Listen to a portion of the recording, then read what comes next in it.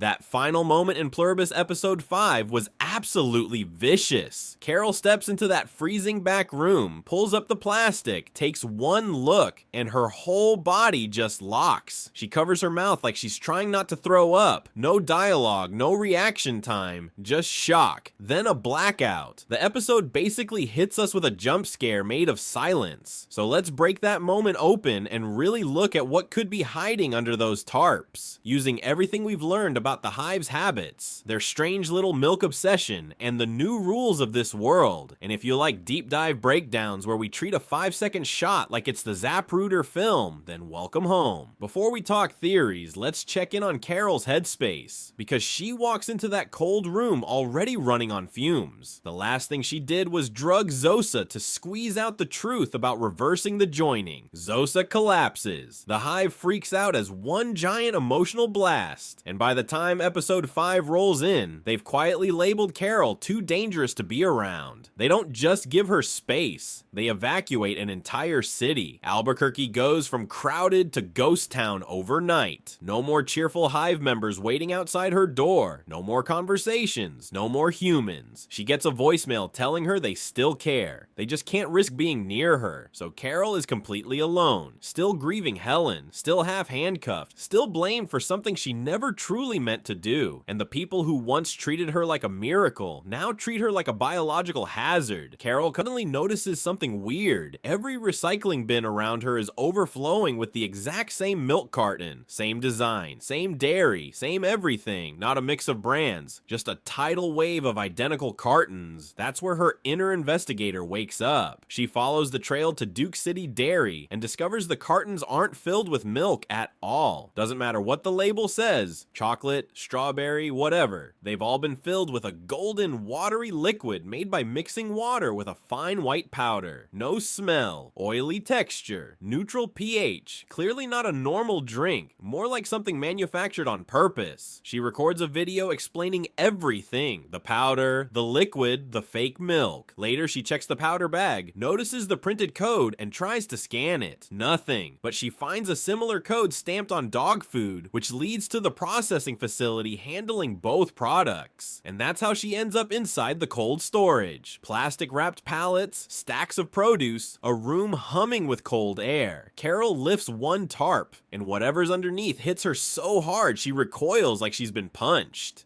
So now the question becomes, what is so horrific that after everything Carol has survived, this is the one thing that nearly breaks her? To answer that, we have to think like the Hive. The Hive worships efficiency. The Hive hates waste. The Hive doesn't kill, but it repurposes anything it can, and the Hive can't lie. They also gave Carol a grenade as a gift without blinking, so clearly their moral compass points in a direction ours doesn't, and they're making that mystery drink in bulk, gallons and gallons of it, a drink that every joined person is constantly consuming. This leads to the darkest, most talked about possibility. Theory 1. The Hive is recycling human bodies into the powder. It's grim, but it makes horrifying sense. Think about it. The death toll during the joining was enormous. The Hive despises waste. The episode keeps showing reuse posters and empty cartons everywhere. The drink is industrial, not nutritional. Carol's reaction is immediate, physical and personal. If the Hive is taking the dead, freezing them, breaking them down, refining them into powder, shipping that powder everywhere, then the cold room isn't a freezer. It's a warehouse of human remains being treated like product. For Carol, that would hit like a truck. She spent her whole day guarding Helen's body from animals, hauling stone slabs across town, hand painting a marker just to give her wife dignity. And then she walks into a place where bodies, possibly thousands of them, are wrapped in plastic like cargo. This version fits the Hive's logic almost too well.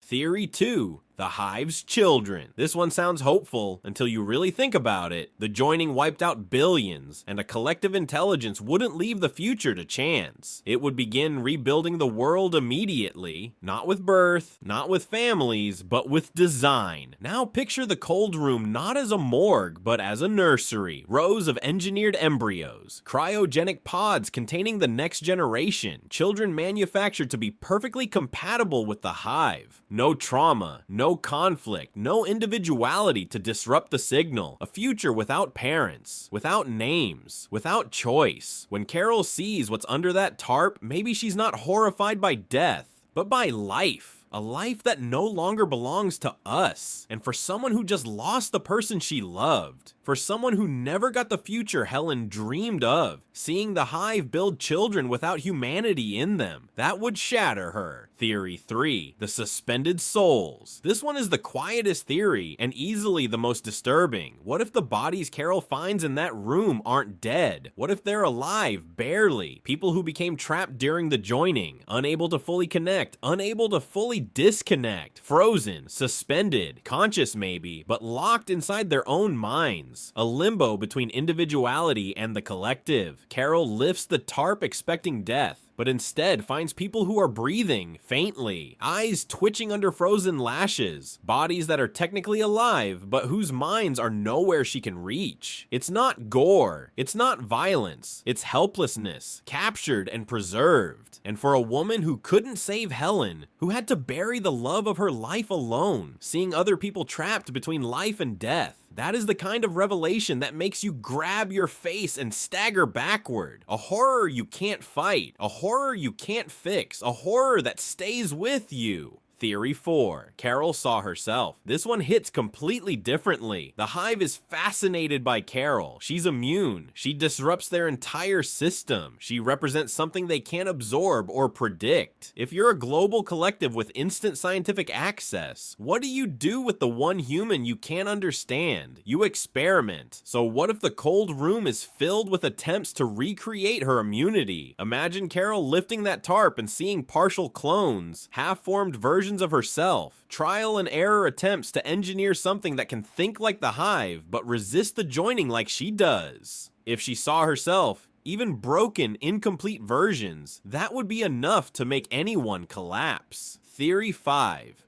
They're not food, they're fuel. This theory suggests that when Carol pulled back that tarp, she didn't find gore or bodies stacked like horror props. She found something far colder, an industrial system built on the dead. The Hive doesn't kill, but it also doesn't waste, and that efficiency may have turned the billions who died during the joining into raw biochemical material. The powder in the milk cartons, the amber liquid everyone drinks, the industrial setup, it all hints at a stabilizing fuel the Hive needs to keep its collective mind running. In the cold room, Carol may have seen pallets of preserved tissue, vats of organic slurry, and bodies labeled not with names, but with barcodes. To the Hive, this is harmony, no suffering, no waste, every part repurposed. But to Carol, it's a nightmare. A world where human beings aren't mourned or buried, but processed. It's not cruelty she's looking at. It's pure, emotionless efficiency. And that's what makes her reaction so visceral. She didn't just see death. She saw the quiet machine the Hive has built underneath their perfect new world. So what's the real answer? Honestly, the specific thing under the tarp matters less than what the moment says about the Hive's world. The Hive's perfect society only works because nobody inside it can feel moral discomfort. Anything ugly gets washed away by the collective. Carol is the only human left who can look at the truth and actually feel it. If that cold room contains processed human remains, she now carries the single piece of information